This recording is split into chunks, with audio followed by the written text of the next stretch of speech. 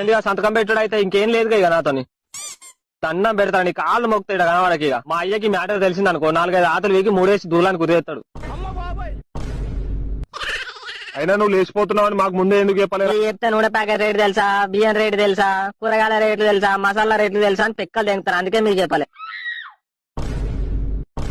నీ అబ్బా గుడ్డు గుద్దల కసినాక కోడి గూడు కోసం తిరిగినట్టు మోకం కసినాక చెప్తారు అరేవాడన్నా. సారీ రా, అర్థం చేసుకోకొద్దా. నువ్వు లౌడే నువ్వు సంవత్సరం దాకా కనవాడుకు విన్నారా? మేము పెళ్లి చేసినట్టు ఎవరికన్నా తెలిసిందనుకో నాకు అద్దె పూజనే చేస్తారు. కానీ నువ్వు చేయంగా నాకు సాత కాదు. కావదేమి చెవులు మూస్తారా మీ మామ అసలే గొర్రెమంకులు అని చదువుకు అంత నాకు సాత కాదు, మీతో నాకు సాత కాదు.